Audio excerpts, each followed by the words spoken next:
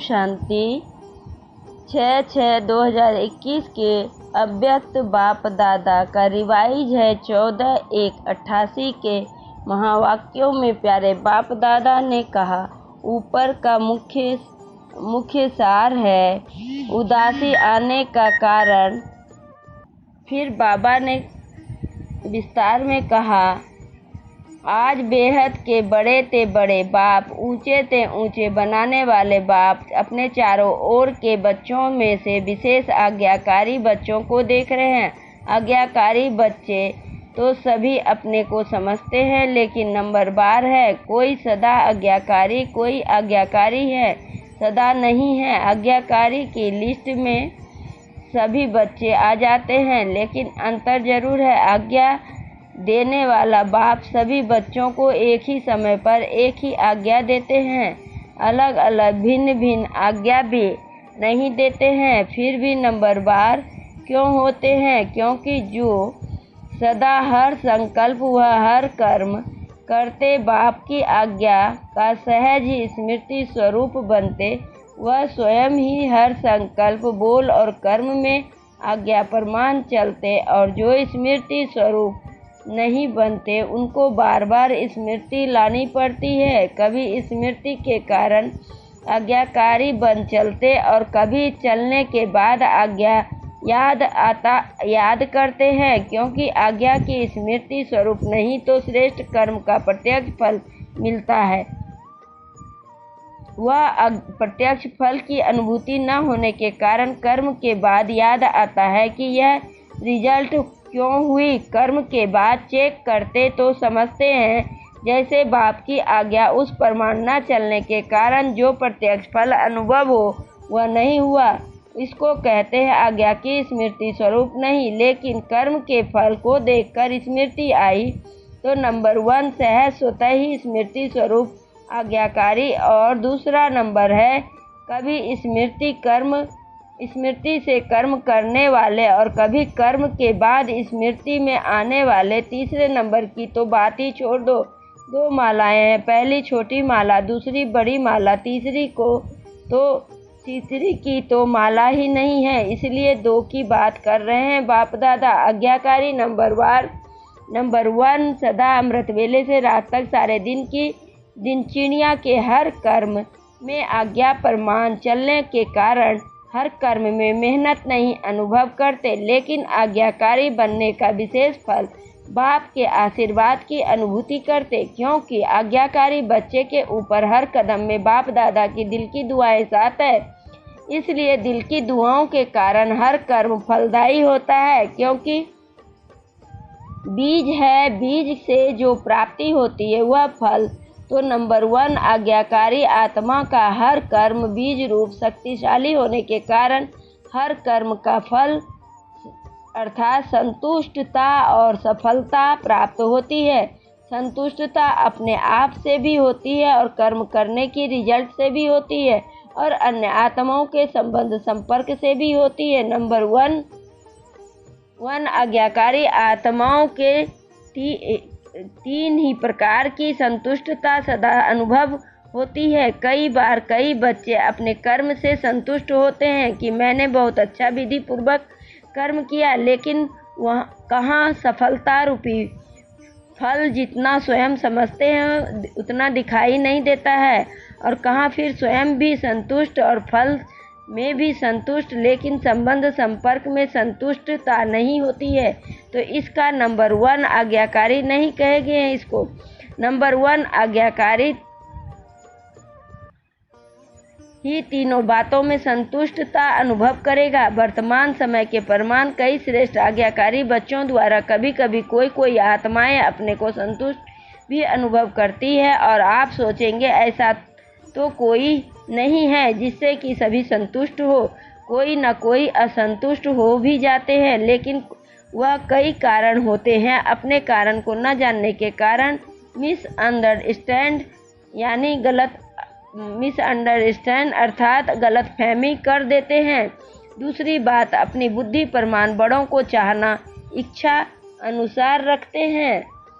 और वह इच्छा जब पूर्ण नहीं होती है तो असंतुष्ट हो जाते हैं। तीसरी बात, कई आत्माओं के पीछे संस्कार, स्वभाव, हिसाब किताब के कारण भी जो संतुष्ट होना चाहिए वह नहीं होते हैं। इस कारण नंबर 1, आज्ञाकारी आत्माओं का व श्रेष्ठ आत्माओं द्वारा संतुष्टता न मिलने के कारण होता नहीं है, लेकिन अपने कारणों से असंतुष्ट रह जाते हैं। इसलिए कहाँ कहाँ दिखाई देता है कि हर एक से कोई असंतुष्ट हैं, लेकिन उसमें भी मेजॉरिटी 95% के करीब संतुष्ट होंगे, 5% असंतुष्ट दिखाई देते हैं।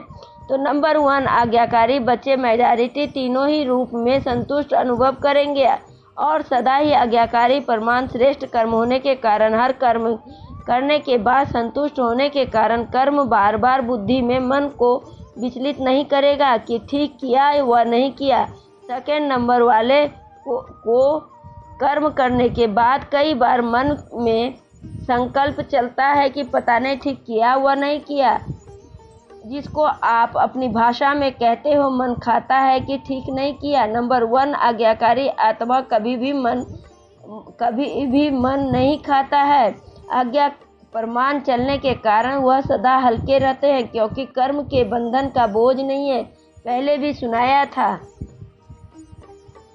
कि एक कर्म के संबंध में आना, दूसरा और कर्म के बंधन वश कर्म करना। तो नंबर 1, आत्मा कर्म के संबंध में आने वाली, इसलिए सदा हल्की। नंबर 1, आत्मा हर कर्म में बाप दादा द्वारा विशेष आशीर्वाद की प्राप्ति के कारण हर कर्म करते भी आशीर्वाद के फलस्वरूप सदा ही है। आंतरिक विल पावर अनुभव करेगी, सदा अतीन्द्रिय सुख का अनुभव करेगी, सदा अपने को भरपूर अर्थात संपन्न अनुभव करेगी। कभी कभी कई बच्चे बाप के आगे अपने दिल का हालचाल सुनाते क्या कहते हैं, ना मालूम क्यों आज अपने को खाली खाली समझते हैं। कोई बात भी नहीं हुई है, लेकिन संपन्नता का वह सुख की अनुभूति भी नहीं हो रही है। कई बार उस समय कोई उल्टा कार्य या कोई छोटी मोटी भूल नहीं होती है लेकिन चलते चलते अनजान व अलबेलेपन के समय प्रति समय आज्ञा के प्रमाण काम नहीं करते, तो पहले की अवज्ञा का बोझ किसी समय अपने तरफ खींचता है। जैसे पीछे जन्मों के कड़े संस्कार स्वभाव कभी कभी न चाहते भी अपने तरफ खींच लेती है। ऐसे समय प्रति समय की हुई अवज्ञाओं का बोझ कभी कभी अपने तरफ खींच लेता है। वह है पिछला हिसाब किताब है वर्तमान समय का जीवन, वर्तमान समय का हिसाब क्यों कि कोई भी हिसाब चाहे इस जन्म का चाहे पिछले जन्म का लगन की अग्नि स्वरूप स्थिति के बिना भस्म नहीं होता है। सदा अग्नि स्वरूप स्थिति अर्थात शक्तिशाली याद की स्थिति, बीज रूप लाइट हाउस स्थिति सदा न होने के कारण हिसाब किताब को भस्म नहीं कर सकते हैं। इसलिए रहा हुआ है हिसाब अपने तरफ खींचता है। उस समय कोई गलती नहीं करते हो कि पता नहीं क्या हुआ, कभी मन नहीं लगेगा याद में, सेवा में, वह कभी उदासी की लहर होगी। एक होता है आज्ञा द्वारा शक्ति का अनुभव, शांति का अनुभव, दूसरा होता है बिना खुशी बिना आनंद के सन्नाटे की शांति। वह बिना रस के शांति होती है। सिर्फ दिल कहेगा कि अकेले में चले जाएं, बैठ जाएं, यह तो सब निशानियां हैं। कोई ना कोई अवज्ञा की कर्म का बोझ खींचता है। अवज्ञा एक होती है पाप कर्म करना, वह कोई बड़ी भूल करना, वह दूसरी छोटी छोटी अवज्ञा भी होती हैं। जैसे बाप की आज्ञा है अमृत वेले विधि पूर्वक शक्तिशाली याद में रहो, तो अमृत वेले अगर इस आज्ञा प्रमाण नहीं चलते तो उसको क्या कहेंगे, आज्ञाकारी या अवज्ञा? अवज्ञा कहेंगे। हर कर्म योगी बन कर के करो, निमित्त भाव से करो, निर्माण बन के करो, तो अब यह आज्ञाएं हैं। ऐसे तो बहुत बड़ी लिस्ट है आज्ञाएं की, लेकिन दृष्टांत की रीति रीति में सुना रहे हैं। दृष्टि वृत्ति सबके लिए आज्ञा है। इन सब आज्ञाओं में से कोई भी आज्ञा विधि पूर्वक पालन नहीं करते तो इसको कहते हैं छोटी मोटी अवज्ञाएं।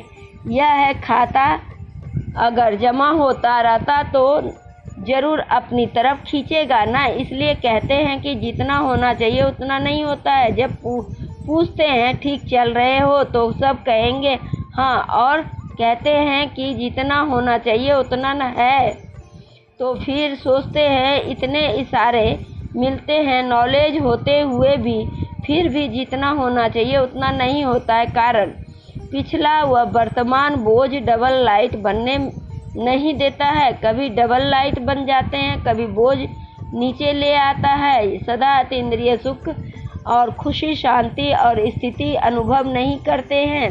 बाप दादा के आज्ञाकारी बनने की विशेष आशीर्वाद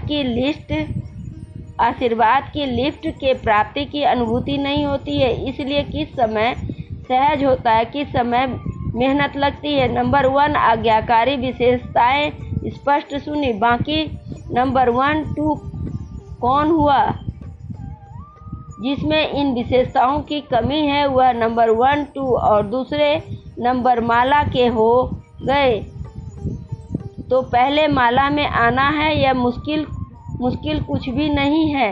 हर कदम की आज्ञा स्पष्ट है, उसी प्रमाण चलना सहज हुआ या मुश्किल हुआ। आज्ञा ही बाप के कदम है तो कदम पर कदम रखना तो सहज हुआ ना। वैसे भी सभी सच्ची सीताएं हो, सजनियां हो तो सजनियां कदम पर कदम रखती है ना। यदि यह विधि है तो मुश्किल क्या हुआ। बच्चे के नाते से भी देखो, बच्चे अर्थात जो बाप के फुल स्टेप मतलब पद चिन्ह पर चल दे, जैसे बाप ने कहा ऐसे किया। बाप का कहना और बच्चों का करना, इसको कहते हैं नंबर 1 आज्ञाकारी। तो चेक करो और चेंज करो। अच्छा, चारों ओर के सर्व आज्ञाकारी श्रेष्ठ आत्माओं को सदा बाप दादा द्वारा प्राप्त हुई आशीर्वाद की अनुभूति करने वाली विशेष आत्माओं को सदा हर कर्म में संतुष्ट सफलता अनुभव